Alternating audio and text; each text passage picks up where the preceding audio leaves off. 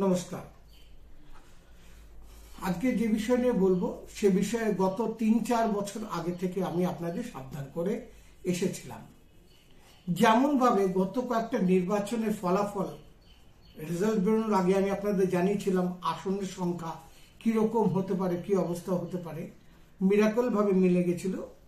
এটা আমার কোনো কৃতিত্ব না, জ্যোতিষ শাস্ত্রের বিষয়।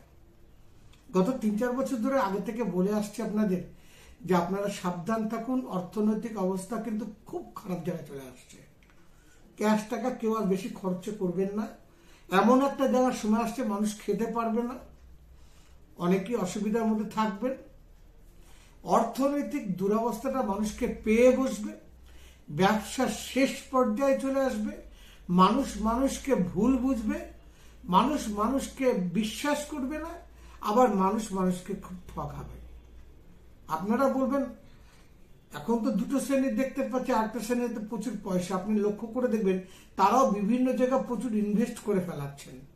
ঈশ্বরের খেলা কিন্তু এটা, ক্যাশ টাকাটা কমিয়ে দিচ্ছেন। এত কিছু আলোচনার মধ্যে আজকে যাব না, এগুলো আপনারা শুনতে আসেননি। আমি শুধু বলছি চরম দারিদ্রতা। এই চরম দারিদ্রতার মধ্যে থেকে কি করে আপনি বাঁচবেন? অর্থনৈতিক অবস্থা খুব খারাপ, প্রচুর ঋণ হয়ে গেছে। শুধু ঋণ নয়, হাতে কোনো টাকা থাকছে না, যা আয় করে আসছেন তা থাকছে না। প্রতিনিয়ত একটা অস্থির অবস্থার মধ্যে কাটাচ্ছেন, পাগল হওয়ার মতো উপায়। আমি আমার যে পুরনো অনেকগুলো বই ছিল, রিসেন্ট প্রায় 26-27টা বই বেরিয়েছে, পুরনো একটা বই, এটা কলেজ স্ট্রিটে আপনারা অবশ্যই পেয়ে যাবেন।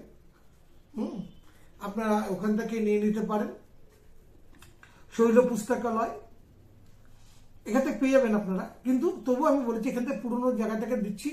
এই বইটা অনেক অ্যাস্ট্রোলজারও নেয়, তাদের কাছে আমি কৃতজ্ঞ। যাই হোক, তাহলে আমি এখন যেটা বলছি আপনাদের সেটা হচ্ছে ঋণ নাশের উপায় এবং প্রচুর টাকা, আবার এর বাইরেও কিভাবে আপনারা টাকাটা অর্জন করতে পারবেন, টাকা স্টে করাতে পারবেন, জমাতে পারবেন। এখানে এই 11 নম্বর পেজে 9 নম্বরে যেটা বলছি, আমার এই বইটা থেকেই বলছি, অতি কার্যকরী একটা উপায়। পরীক্ষিত, রবিবার বাদে অন্যান্য দিন আপনি যে স্নান করেন সেই স্নানের জলে, অর্থাৎ প্রথমে একটা বালতি বা মগের মধ্যে নিয়ে বা বাটির মধ্যে জল নিয়ে ওর মধ্যে একটু গঙ্গা জল যদি হয় খুবই ভালো, না হলে শুদ্ধ জল নিলেও হবে। কালো তিল মিশাবেন, মিশিয়ে স্নান করবেন। স্নান করার পরে ঠাকুরের আসনে বসে বা নিজের ঘরে যে কোনো জায়গায় আপনি বসুন একান্ত মনে। সামনে একটা গণেশের ছবি পেলে সবচেয়ে ভালো হয়, নাহলে গণেশের মূর্তি পেলে আরো ভালো হয়, তাহলে গণেশকে আপনি স্নান করাতে পারবেন। এই স্নান করানোটাকে বলে অভিষেক করানো। ঠাকুরকে স্নান করানো, দেবদেবীকে স্নান করানোকে বলে অভিষেক করানো।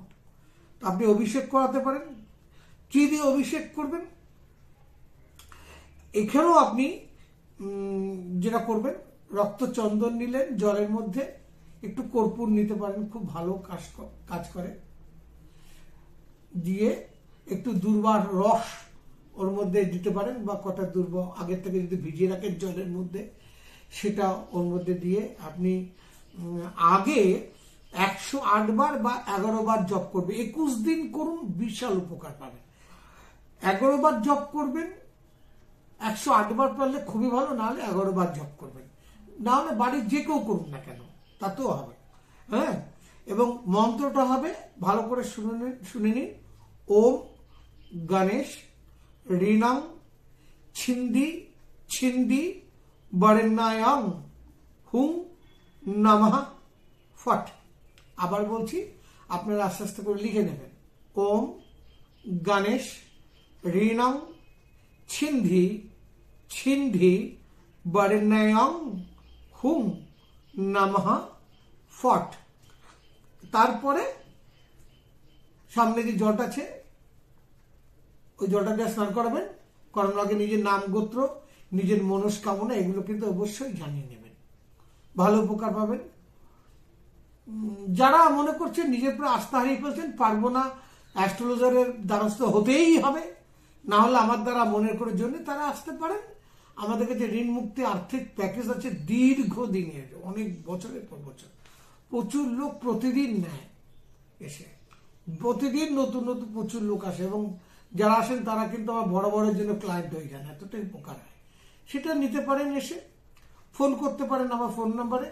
আমার চেম্বার বালিগঞ্জ আছে, দমদম আছে, বারাসাত আছে, বর্ধমান আছে, আপনারা যোগাযোগ করতে পারেন প্রয়োজন হলে।